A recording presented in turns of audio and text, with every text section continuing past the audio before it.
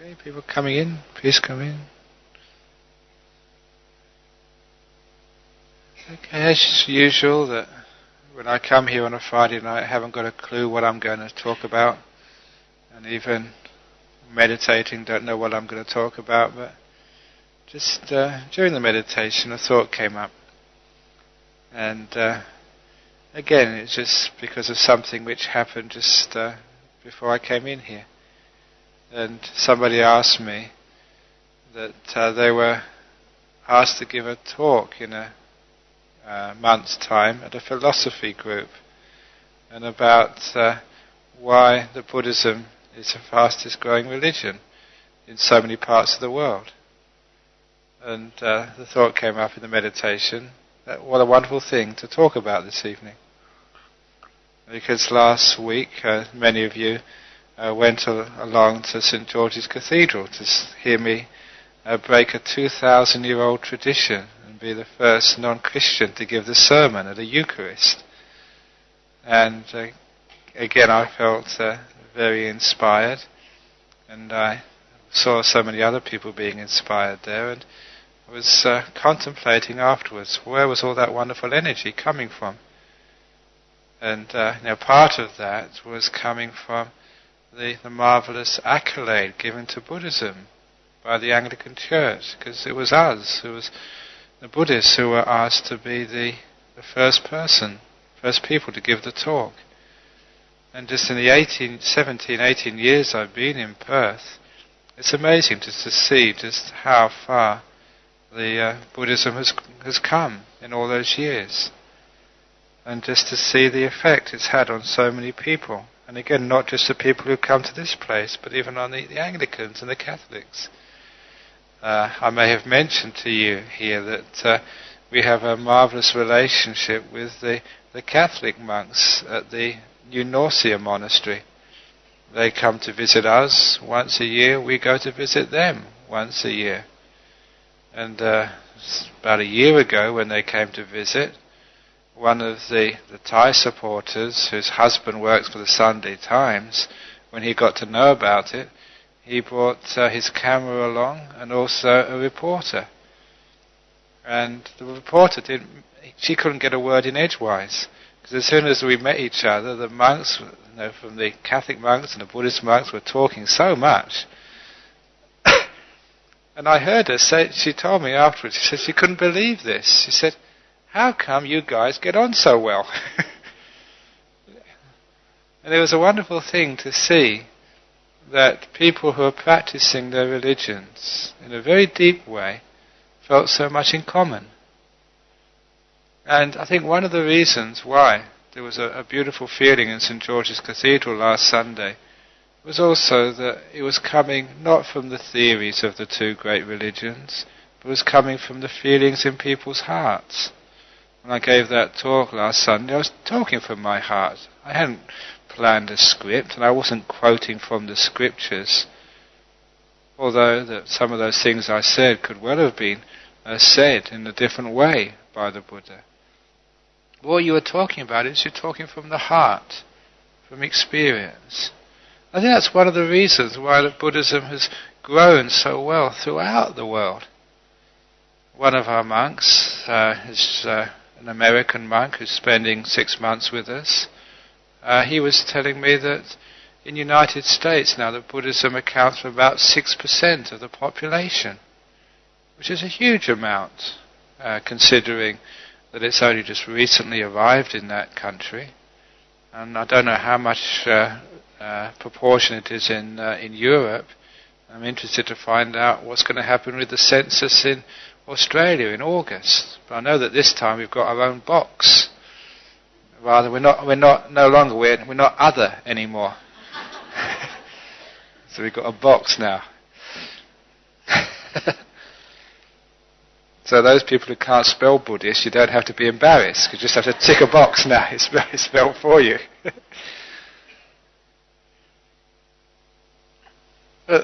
So I often contemplate, actually, not only that, also in Singapore, I found out in an article that Buddhism has, in the last 20 years, has gone up from 28% to about 43% of the population. A huge increase.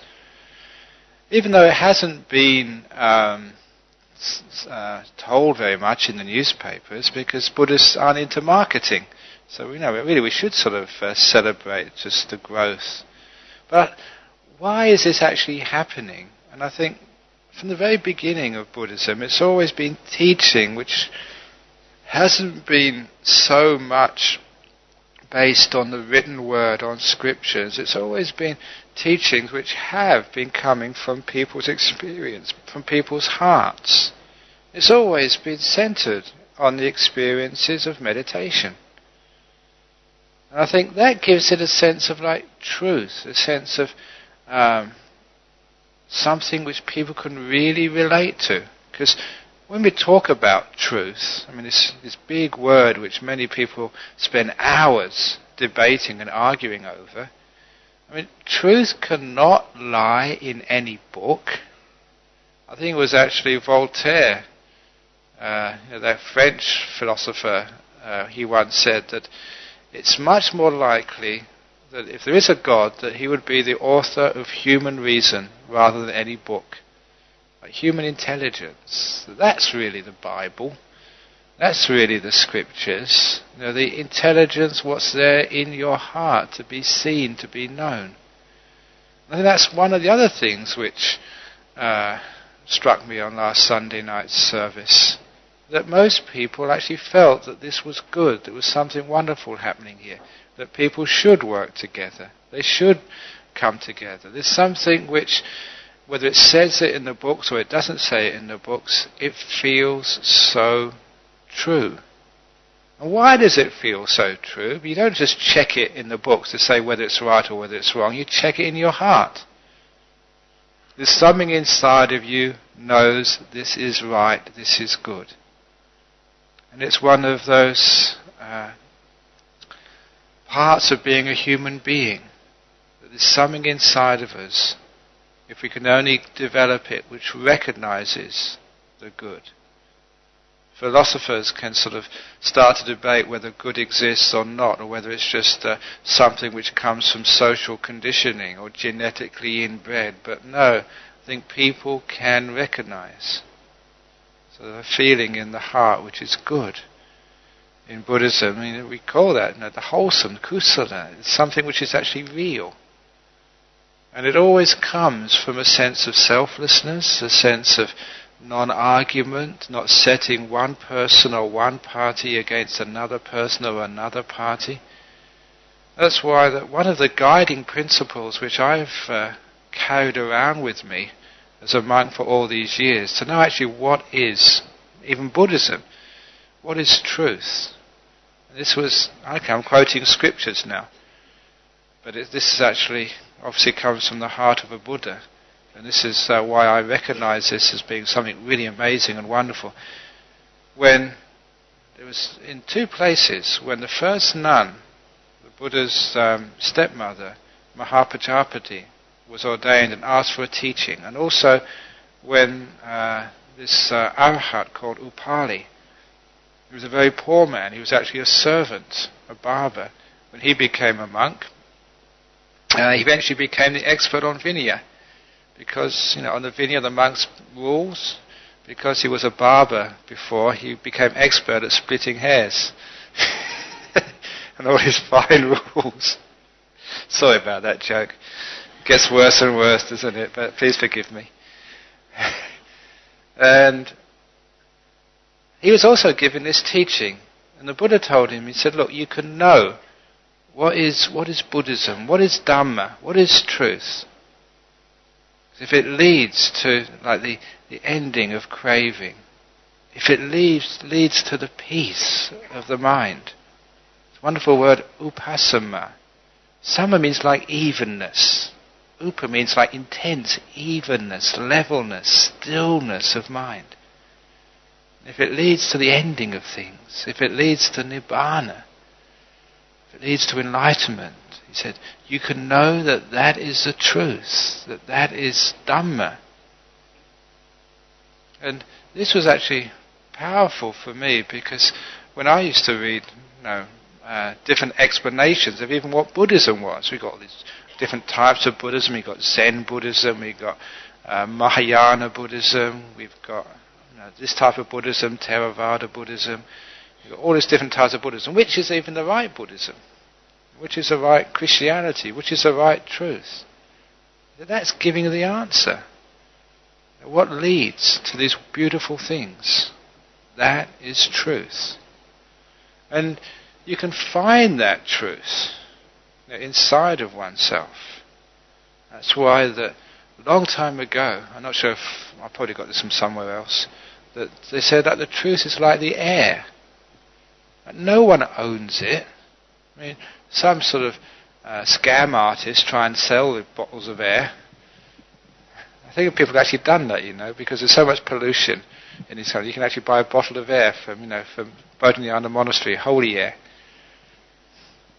So even holy water as well, people even actually, we make this holy water which we bless. And I was making this, there was a lady here some years ago, she was a Chinese Thai lady, and she was a bit sick, so I didn't mind making her bucketfuls every Saturday. She'd actually come with a bucket, of water, and I would sort of bless it, a whole bucketful. And I thought, well, she's a bit sick and she might need it. And a few days later I got this telephone call from this Chinese man who ran me at the monastery and said, can I get hold of some holy water from you? I said, what are you talking about? And he said, well, look, I've been getting it from this one lady, but she charges too much, so I thought I'd cut out the middleman and go to the source. I didn't know. I thought she was just taking this holy water. She's actually getting a whole bucket and bottling it and selling it to her friends. She's making a fortune. Ajahn Brahm's holy water.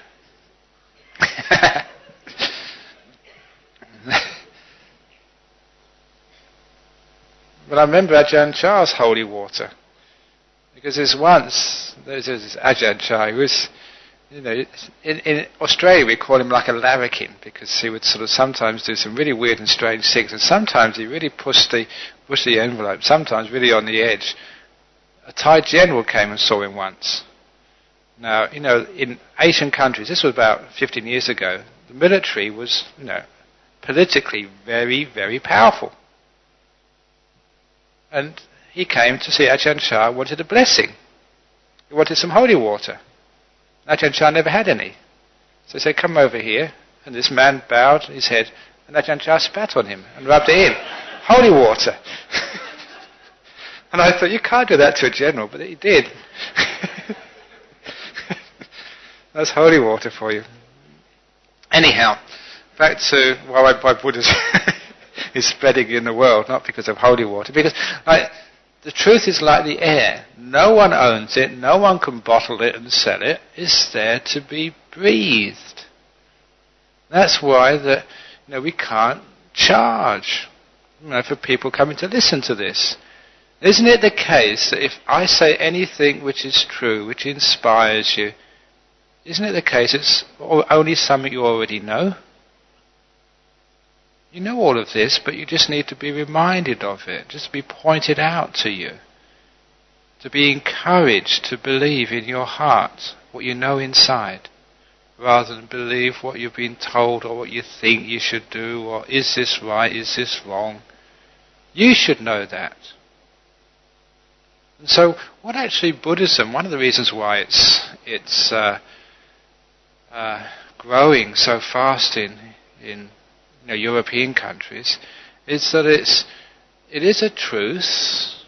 It is resonating with people because it's coming from the heart, talking to the heart. It's not from a book, to you. And because of that, it's reflecting a truth which we each know inside of ourselves. And that truth works on many different levels. Now, first of all, the level comes of just mindfulness, just awareness, awakeness. What mindfulness is letting go of all of these thoughts and actually seeing clearly. That's why that, in the meditation technique which we teach here, this is something which we refined down through many years of my own practice, and then refining it down, and then at last seeing that, that was actually how the Buddha taught in the things like the Anapanasati Sutta. But refining it down, because this is the nature of the mind. If you're going to let go of things, they have to be let go of one by one, in the right order. In the same way, if you get a new washing machine, you've got to sort of follow the instructions one by one in order. If you don't follow those instructions and you turn it on before something's going to go bang. You're going to make a mess of it. But if you follow the instructions are there because that's the way it works. So this is just how you do these things. And the same with this meditation.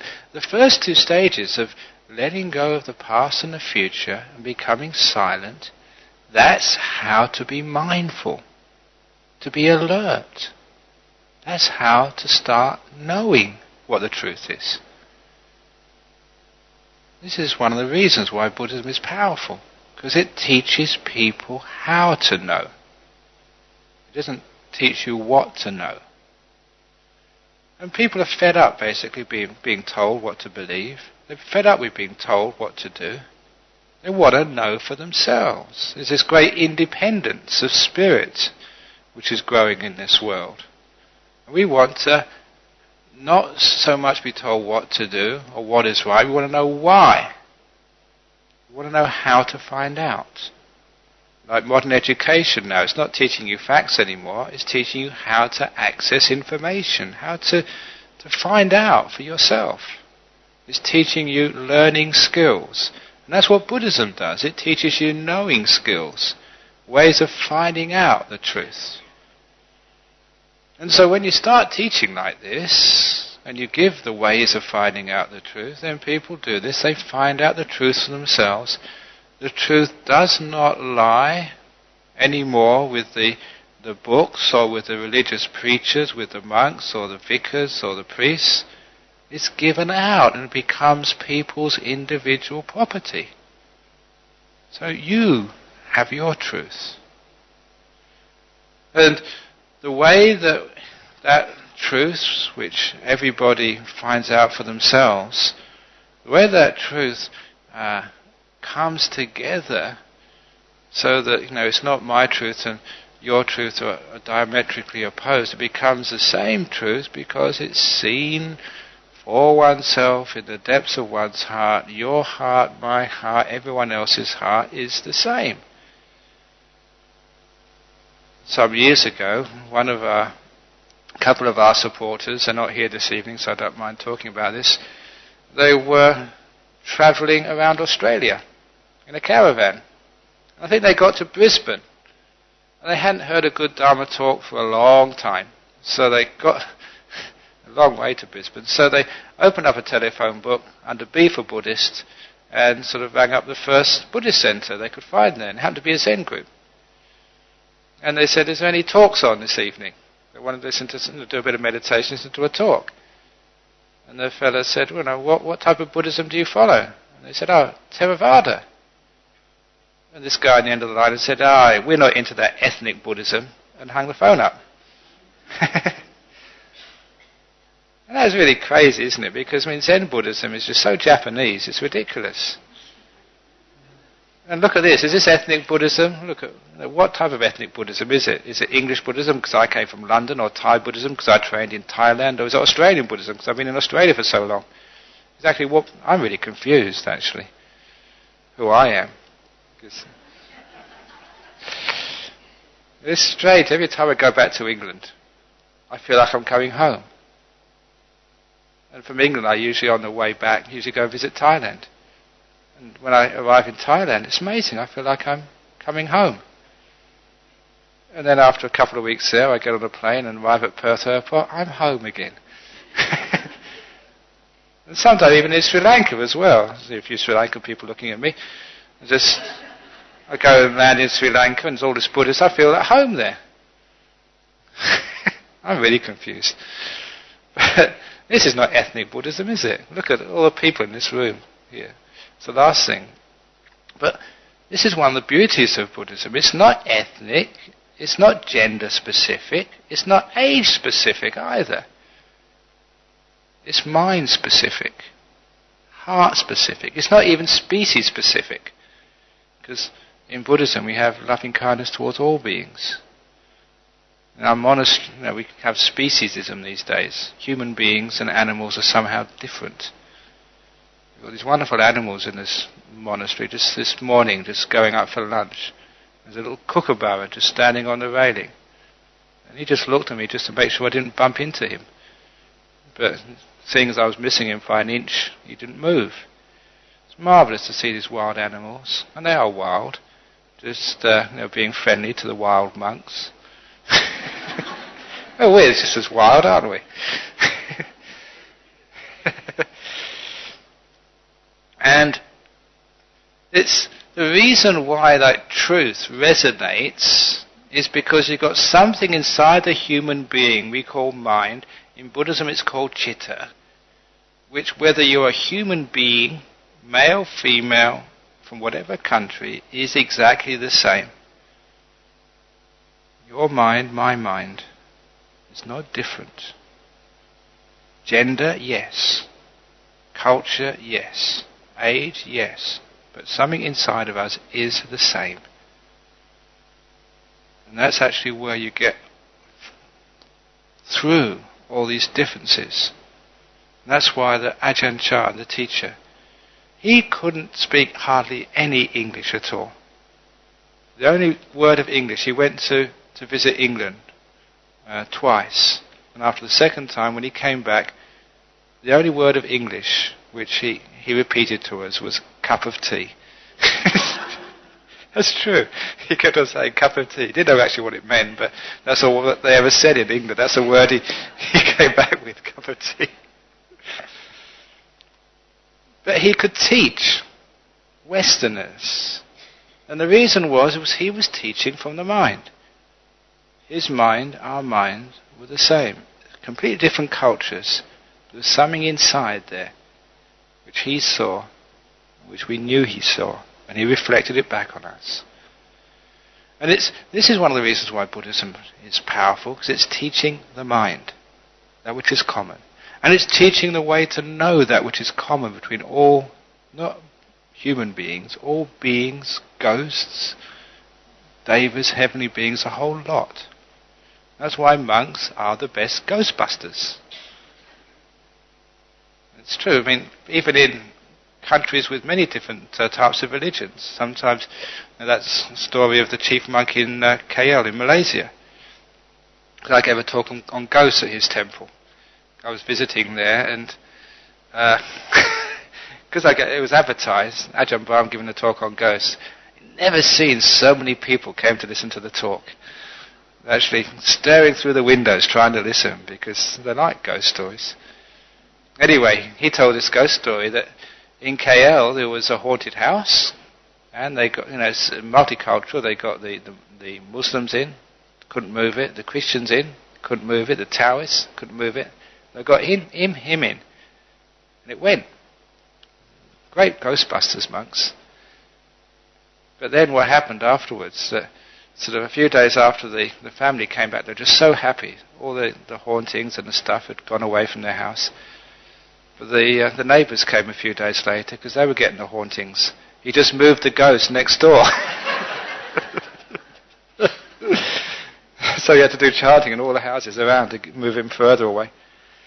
But why is it that Buddhist monks and nuns can do such things? Because even the mind of a ghost, the mind of a heavenly being, the mind of a human being and animals is something which is the same. And the reason you can do this is because when you start your meditation, when you get deep into meditation, the whole point of this meditation is letting go of the body, letting go of your femininity, your masculinity, letting go of your Asianness, your Europeanness, letting go of your age or your youth, and coming to that which is beyond our body, our mind. That's why when you meditate, you've heard me say this before, you have to let go of all sight, all sound, smell, taste, touch, and all the thoughts about that world. Till it completely disappears. The body and what I call the echoes of the body, the thoughts about the body, Completely disappeared. And sometimes people think, well, there's nothing left. You try that and see what's left. What you'll find is this beautiful, blissful, what the Buddha called the radiant mind. This is what we do in meditation. That's why the monks and the nuns, and some of you already, bliss out. The lady who came to our monastery just a few days ago, a Thai lady, she started getting into her meditation and getting some happiness. She said she had the most happiest experience of her life in her meditation. I was so happy because she's been bringing food to the monks for so long, and she's done all the generosity bit and keeping the precepts, and now she's retired, her husband's retired, now she's starting doing the meditation. It's marvellous to see the smile on her face. And people can say those sorts of things, but I actually look on their smile, look on their heart to see whether they're just making it up or not. Because you know what it's like sometimes. Now when your friend has got into deep meditation, you say, well, I'm as good as they are, so we do tend to sort of try and keep up with the Joneses, sort of thing. But anyway, that she reminded me that years and years ago I said I felt so sad for people who were Buddhists but hadn't really developed their meditation, hadn't even tasted, what is possible in meditation, tasted the beauty of the mind when it's released from the body. And she started doing that. She said, now I realise what you've been talking about all these years. And this is one of the powerful reasons why Buddhism is taking off, and will take off even further. Because not only does it lead you into understanding truth and giving you the freedom to experience that truth for yourself and being independent owners of your truth, but it also leads you deep inside. And the deeper you go, the more happy you become. There's two parts of a spiritual life. It should make you a happier person, a more peaceful person, but also should take you closer to the truth, to understanding, to wisdom. And what I found in my life as a monk, as a Buddhist, and what other people have found as well, these two work together. The wiser you become, the closer you get to wisdom, the more happy you become, and the more you bliss out. You can tell a person's progress spiritually just by their smile, how happy they are. It's easy enough to be happy, as the old saying goes, when life goes along like a what was it? Forgotten it. I say, it's easy enough to be happy when life goes along like a song, but the one worthwhile is the one who can smile when everything goes all wrong. It's one of my favourite sayings. When things go wrong, this is where you can actually understand just the depths of your wisdom, your understanding. And the beautiful thing which I found about Buddhism, which obviously other people have found because one of the reasons why it grows, is that wisdom, real truth, leads to that peace, leads to that happiness inside the heart. And it's the happiness which lasts even if things go wrong. That's where you really test if you really understand what Buddhism is. Recently, when I was in Malaysia, in Penang, one of the people there was telling me that they were working in a hospice. They were with people dying of cancer. And he said, look, now I'm a Buddhist, but one of the reasons I'm a Buddhist is because I was working in that hospice, and there were Christians, there were Muslims, there were Buddhists in there. He said, it was so clear to me that the Buddhists, they had the same cancers, they seemed to experience less pain, they were more at peace, they were happier. He said it was very clear. They weren't struggling and suffering so much. And even many years ago, I remember talking with a Catholic priest I got to know very well.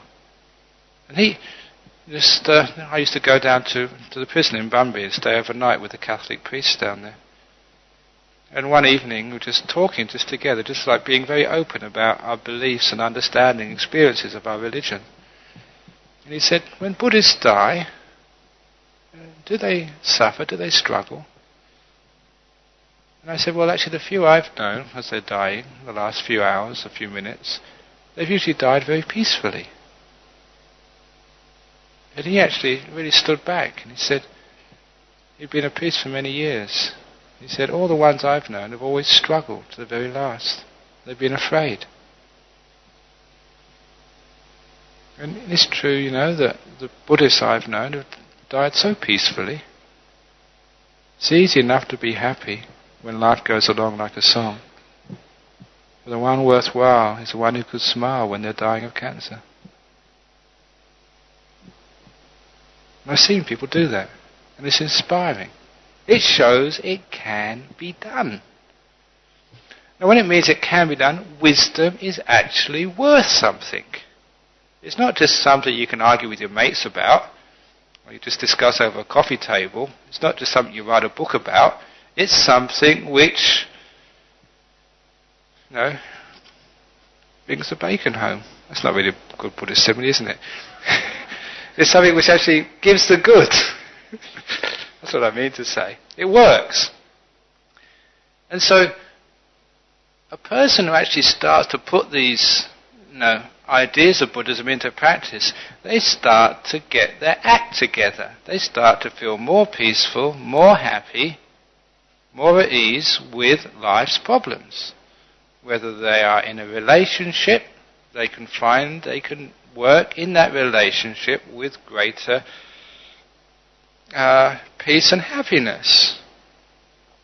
If they are single, they can be happy being single. If something goes wrong, they can be happy doing that. It gives you much more width to your life. Width means there's more things you can do, rather than always having just to have it this way, one way only. What it does is actually give you more opportunity to be wise, to be free. Perhaps that's one of the reasons why we call it truth. Because truth should really liberate you, should free you. That's why the truth of enlightenment is called liberations. Freedoms. Enlightenment is freeing you from the whole of samsara. But it frees you little by little. You know that essential of freedom? That story which I told many years ago about the monk who went to Casuarina prison and was talking to the prisoners there, and after a while the prisoner started to ask him what it's like in a monastery. He started saying, in a monastery only 1 meal a day. That's terrible, they said, we get 3 in here. You sleep on the floor. That's disgusting, don't they give you a bed? We don't have a TV, we don't have a radio. They can't do that to you. And the prisoners were so upset at how the monk was being treated. Not forgetting where they were, they told the monk, he said, that's terrible, why don't you come in here and stay with us? He said. But the point of the story was the difference between a monastery and a prison is because the monks want to be there, that's why they're free. The prisoners don't want to be there, that's why they're in jail. Freedom is when you're content, when you want to be here. The lack of freedom, being in a jail, it doesn't depend on where you are in the world, whether you're in Casuarina or Peppermint Grove, whether you're in a hospital or playing soccer on a football pitch. Freedom is wanting to be here. Not wanting to be here is imprisonment. Beautiful definition of freedom, straight from the text of Buddhism. But what that actually shows you is how often do we stop ourselves being free? In your relationship with your husband, with your wife. If you don't want to be there, what does it feel like? In your job, if you don't want to be there, what's it like? In your body, you may have old age, aches, sicknesses or whatever. If you don't want to be there, what's it like? you're in jail. And the opposite is freedom. So how can you be free? Get another body, sort of get another wife, another husband, get another job. You know that's hopeless. It's just sort of, you might think you can get a better husband next time, but be careful. You don't know. It's better the one you know than the one you don't know. Or the job. But the point is that with wisdom, we can actually learn how to make do. We can learn how to appreciate what's there, the good qualities. We actually start to learn about this thing which I keep going on about, the fault-finding mind. So easy, isn't it, to find fault with things? Criticize people. That's one of the things which, when I went to that church on last Sunday, I suspended my fault-finding mind. I can very easily find faults with Christianity. I can easily find fault with my fellow man. I can find faults with each one of you, if I really wanted to. And I can find fault with myself. There's plenty there to find. But I decided to stop that. Instead of finding fault, see all the positive things in that religion. The fine qualities in another human being. Even there's a person who came up, just the crazy man who came up, sort of when I started giving the talk, started shouting that I was filthy or whatever, and that Jesus wanted something else, not what I was giving them or whatever he's saying, but it didn't really matter. I could see something good in that person as well. They had a point. And when you start to do this, to stop the fault-finding mind, it's so easy to be at peace with people. It's so easy to be happy just with all the monks who stay with you. It's so easy to be at peace with anybody you meet when you suspend this fault-finding mind. What are you doing actually? You're freeing yourself from prison. The fault-finding mind makes the bars of your jail. And you can see that happens in your mind. See all the faults in the moment. I'm not good enough, or it's too hot, or it's too cold, or the carpet's too hard, or the cushions is not good enough. We should get better cushions in this place. Whatever it is, it's just so easy, but so hard to complain. But it's the opposite. It's actually freeing yourself. It's good enough. What do you expect? This is why in the moment, as I was saying, all the problems, the troublemakers are the future and the past. The moment is fine. So when we actually start this meditation, we get freedom. And when you do a meditation which gives you freedom, you start to feel good. When you start to feel good, you get happiness and you want to come again. And you realize you're onto something. You're onto something very profound and very deep. This path to liberation, to real freedom. And so one of the reasons why Buddhism is so attractive in this world, because it's working by this beautiful method of freeing people, liberating people. This is one of the sayings of the Buddha. He said, just like the ocean, the sea, no matter where in the world you go, it always has one taste, salty. The same way the Dhamma, the truth, always has one taste, the taste of freedom. It's a saying of the Buddha. So what he was saying is, it's a freedom which one feels if one meditates. It's a freedom which one feels if one even keeps precepts. This is one of the things in the world. Why to keep rules? Now, why should you sort of be moral in this world? Why shouldn't you just get what you want? Because people don't believe in hell and heaven anymore. A lot of people don't, but you can see heaven and hell right now. It's all lack of freedom. That's what heaven and hell is. And you can see that freedom, even just keeping rules and precepts. As a monk, you keep so many rules and precepts. Heaps of them. It's not just, if those of you who've read your books might think it's 227. They're just the main rules. The smaller rules which we have to keep, no one actually can count them. There's too many of them. And all of those little rules, sometimes you think, that must be terrible, having to keep... Why do you do that these days? Why don't you just, let loose, let your hair down, if I had any, and just be free? But on the inside of monastic life, being a monk for so many years, it's amazing just how much freedom you actually feel by keeping all these rules. I'm free from so many things. I'm free from worry. I'm free from fear. You're free from sort of being concerned about what your kids are up to.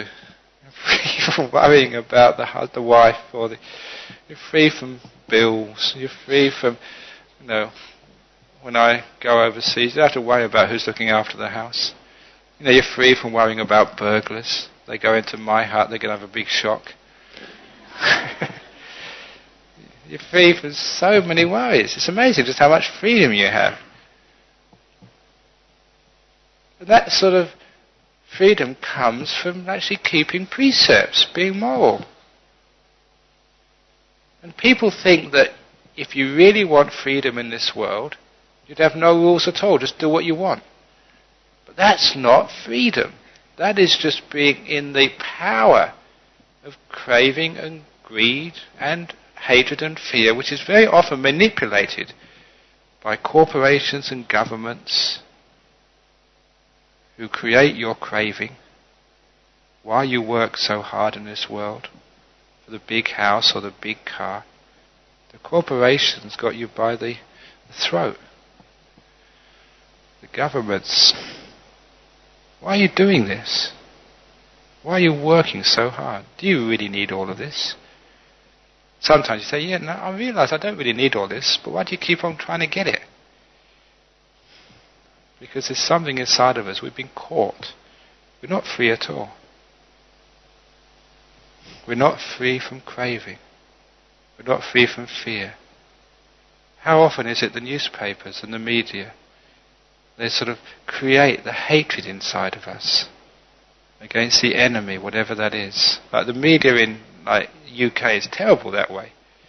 They create all this furor about whether it's paedophiles or whether it's somebody who's messed about or killed somebody. So much of that is media incited. And people buy into it. They're not free at all. They're like puppets. Are you a puppet or are you free? A lot of the times, if you keep precepts, you're actually making a stand. You are deciding to do this. That's why, like in Buddhism, you don't actually tell people they have to keep precepts. You don't get excommunicated by not keeping your precepts. It's not my role to judge. One of the first things which really inspired me when I became a monk in Thailand was I heard that the monks actually go to people's houses to do chanting and things like that. I heard that in the red light district of Bangkok, Patpong Road, one of the brothels there would once a year would clean up their shop, and the workers there, the women there, would dress up modestly, and they'd invite the monks to give them a dana, to make merit. And the monks wouldn't turn their nose up, we can't visit such and such a place. The monks would go. They weren't going to judge these ladies' lifestyles. Whatever they did, even if it was to a prison, you'd go there. And you'd help, you wouldn't judge. That's their business. You'd encourage, you'd point out, but you would not judge or compel. And that's even now, no matter who you are, no matter what you've done. I can still be your friend, whoever you are. Even if I don't agree with you at all. That's a marvellous thing which I was taught in Buddhism. People like Ajahn Brahm, my teachers, my examples, would just not judge you. If you did the most stupid of things, you'd just laugh. You'd think it was just enormously funny. Well, I was feeling really guilty. His response was to laugh.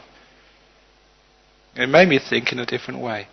The real freedom comes from keeping the precepts and not judging, not having the fault-finding mind. And that sort of idea of freedom and liberation was something which makes people want to keep rules, want to keep precepts, because they find it's fun, it's enjoyable, it's worthwhile, it has a point to it. And this is what you will find. Test it out for yourself. The great Buddhist principle of finding these things out for yourself. If you keep, say, 5 precepts in Buddhism, or whatever other moral code which you have for yourself, the more you can refine it, the more freedom you feel, the more inner happiness you feel, the greater self-esteem, the greater inner strength. It's a strange thing, but every time I made resolutions as a student to give up things, I gave up eating meat, gave up drinking alcohol, every time I felt this enormous increase of inner strength. I made a decision, I'd go against what all my friends were doing. I decided I wanted to do this. To me it sounded right, it felt right. Because I made a stand like that, I felt free. Free from being a sheep and following other people. I made a decision. And also I felt so much more power inside, so much more happiness. And this is my whole life. The more when you get into this precept business, you become a precept junkie. The more you take, the more happiness you have. And it's true, it gives you freedom. And this is one of the reasons why Buddhism is growing in the world, because it doesn't command that people keep precepts, it encourages and it points out, and when people do it they feel more happy, they've got more inner strength, they're more trustworthy people, and because of that you get so many advantages. Even just recently, that we were settling the bill from the nuns' monastery kutis, because the nuns ran out of monastery, they paid it from the monks' monastery. And I found out that the builder had made a mistake. He'd undercharged us $540. So I pointed it out to him and said, look, we owe you $540. And he said, oh yeah, you're right. No one else would do that. When you get the bill, if it was less than you should pay, you just pay it. But we don't do that. Because of that he does extra work for us for free. And this is actually what happens when you're honest. You get much more back. And so these precepts are great for you. And just meditation gives you more and more happiness, more and more clarity. You're coming to know your mind, who you are. The closer you come to your mind, the more freedom you feel. You're free from your body. You know what it's like when you're going older, you're getting more and more ugly. As you get older and older and older. If you're not free of your body, it's terrible. Getting uglier and uglier and uglier, isn't it? But if you're not your body, you don't mind. So what? You get more and more weak. The only thing you've got to look forward to is your nursing home, and it's very hard to get in one these days. And all I've been reading in the newspapers about nursing homes, it's not very good. So if you don't get your mind together quickly, you're going to be in big trouble. So you're happy because you know this body is not important. Sickness and death don't bother you anymore. How many people are really bothered about sickness and death? Wouldn't it be wonderful to be free of that? By being free of it and being free of the worry of it. If I get sick, okay, you get sick, it doesn't really matter. If you die, it doesn't really matter. All this dying business is really crazy. People just got paranoid about dying. Scared stiff about it. But it's going to happen to each one of you. One thing I can guarantee. In fact, as I often say, because I was a physicist and mathematician before, you look around the room, 200, 300 people here maybe this evening?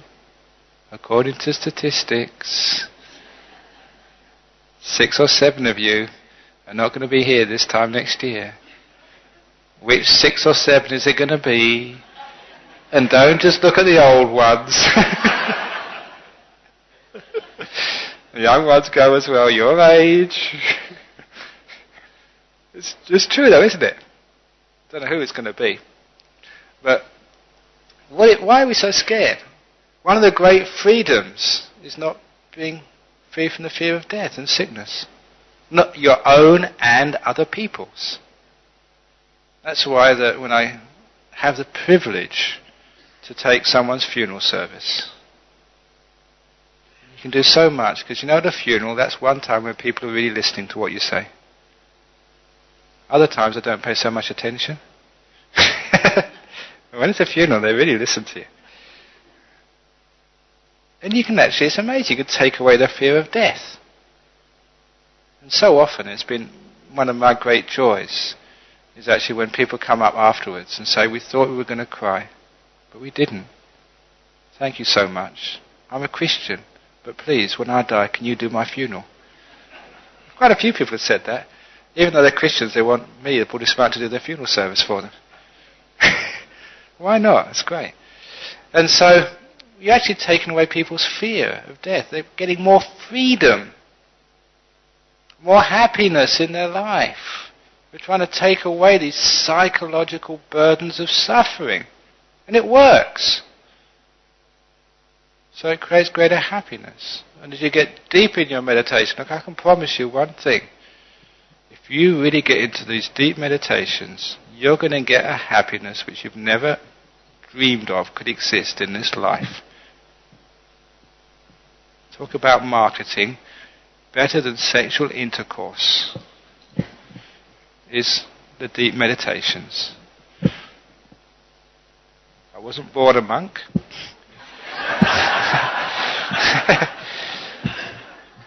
So I do know some things.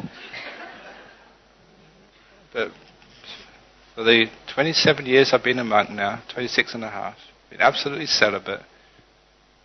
And of course you don't, once you've got the beauty of the mind, the happiness inside, the bliss in meditation, then even the scriptures say that, then you're not interested in sexuality. Because you've got a deeper happiness, a much better happiness. And that's actually sort of, laying it on the line about what is possible in the mind. When you get into these deep and powerful meditations, you bliss out, ecstasy. And that's not just for monks and nuns. You too, if you follow the instructions and do it properly, this can happen, and it does happen to you.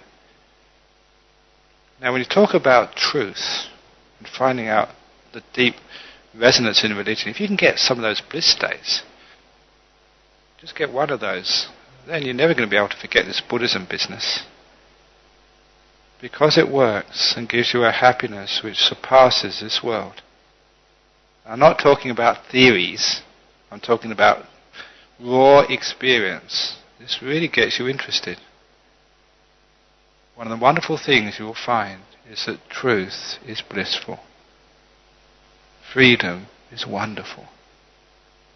That's why religion will always be a part of the human world. In the same way that sexuality will. Look, going to see football matches or movies, whatever is fun, whatever is joyful, whatever is deeply meaningful, that will always have a place. And once these things are pointed out to people, and once people start to taste the different levels of freedom available for them, they want more and more and more. That's why the Buddha said this path is opanayika. It leads onwards and onwards. And it's the joy, the deliciousness of it, takes you deeper and deeper and deeper. If you do become a monk or a nun, either in this life or the next life, it will be because for the sheer fun of it. That's why people become monks and nuns, but just the sheer joy of it. This is what happens. That's why Buddhism is growing in this world. It creates happiness, it creates truth, it leads to these beautiful things, the ending of things, the ending of suffering, the ending of problems, the ending of fear, the freedom in the heart, the freedom in the mind, the bliss and the joy when you are free. It's like leaving a prison. You've been sentenced. life imprisonment in this body. And now you're out. Wouldn't that be wonderful? This is what it feels like. And this is why Buddhism is growing in this world. When teachings like this start to get about, and they start to work, and people start to look at the people coming to the Buddhist society, or meditating, or going wherever, going to retreats, and seeing them getting kinder, more sensitive, more happy human beings, with more kindness, real kindness coming from the heart, then they know there's something in this business, and they'll come more and more. I think that's why Buddhism is growing in the world. I'm afraid it's growing in the world. I'm already busy enough. Don't know what I'm going to do if it grows anymore. And also the Buddhist society would have to build another hall. So this is the talk this evening, just off the top of my head, as usual, on why Buddhism is growing in the world. Some thoughts on that. Okay. Any questions or comments about this evening's talk?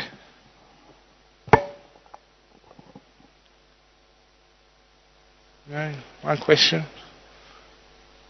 No? Okay. Okay, just some announcements now, but just on the subject of the last Sunday, because that was the beginning of the talk and now the end of the talk, did actually send an invitation to the Dean, the John Shepherd, to come and talk to us on a Friday night during the Rains Retreat. At the end of the ceremony at the cathedral, he did say, there should be no problem at all, but we sent the official invitation today. So we're going to keep going on this. I think it's a good idea. So anyway, that's one announcement. More announcements now from our president, who's making lots and lots and lots of good karma this year. So those of you who are a bit short on your karma and you want to make some more good stuff, think about joining the committee next year.